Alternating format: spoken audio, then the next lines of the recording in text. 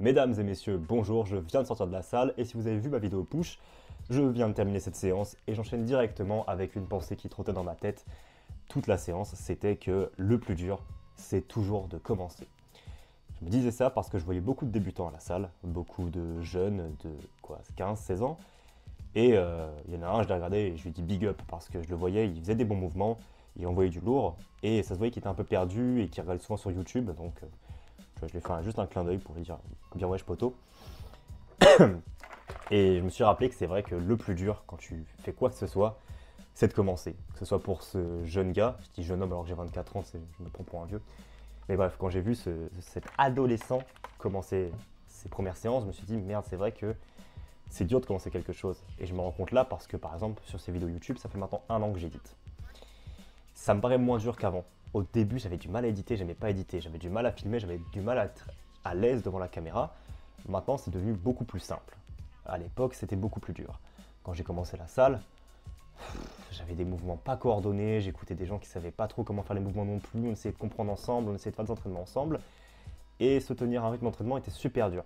Peu importe ce que j'ai fait dans la vie, c'était toujours le début le plus dur. Dès que tu commences à avoir des résultats, qu'ils soient physiques, que ce soit mental, que ce soit spirituellement, c'est là où les choses difficiles deviennent de plus en plus simples. Par exemple, la lecture, quelque chose que je prends et je perds à chaque fois. À chaque fois que je reprends, c'est super dur de me concentrer et à réimaginer les choses.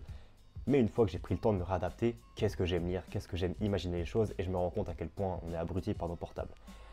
Le sport, c'est pareil. Peu importe le sport que je commence, au début j'ai du mal, et parfois je suis même critique du sport. Des fois, par pleine mauvaise foi, je vais dire non, le sport il est pourri, parce que je suis nul et j'aime pas être nul. Alors qu'en fait, c'est juste une question de temps avant que je devienne bon, parce qu'au début, tout est compliqué. Retenez bien ça, peu importe ce que vous allez essayer de faire dans la vie, il arrivera des fois où ce sera super dur, les premières fois, et ce sera surtout pas du tout gratifiant. Vous allez terminer l'activité que vous vouliez faire, et aucun frisson, aucune dopamine, vous êtes juste déçu de ce que vous avez fait, et rien de plus. Mais sachez que c'est vraiment juste le début d'une grande chose potentiellement, si jamais vous continuez et vous persévérez dans ce que vous faites. Que ce soit, dans mon exemple, la musculation, les vidéos et les études, ça peut être totalement autre chose. Ça peut être vos travaux manuels, ça peut être votre musique, ça peut être n'importe quelle passion que vous avez. Commencez, c'est le plus dur, mais si vous persévérez et persévérez et persévérez et vous ne regardez pas en arrière, vous verrez des résultats qui vous plaisent énormément. Ne faites pas comme tout le monde, n'abandonnez pas quand ça devient dur, n'abandonnez pas au bout de 1 ou 2 ou 3 mois quand vous ne voyez pas de résultats. S'il vous plaît, si vous abandonnez quelque chose, abandonnez au moins au bout d'1 an. Okay. Mes vidéos que j'ai commencé à éditer, je vais bien checker ce shaker, ne bougez pas. 3, 2, 1.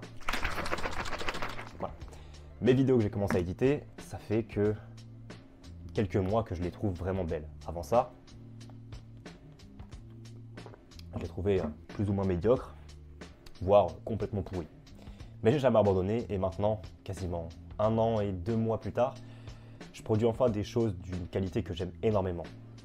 Si j'avais abandonné au bout de 6 mois, je n'aurais jamais vu le résultat actuel aboutir et vous ne verriez même pas cette vidéo.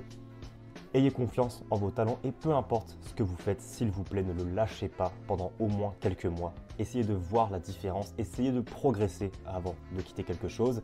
Et si même après votre progrès, vous n'aimez pas ça, certes, c'est peut-être qu'il faut arrêter. Mais n'arrêtez pas tant que vous n'avez pas vu de progrès, s'il vous plaît. Que ce soit physique, mental, spirituellement, dans l'imagination, dans la façon de penser, le progrès, il peut être fait de plein de façons, de ta rapidité de travail.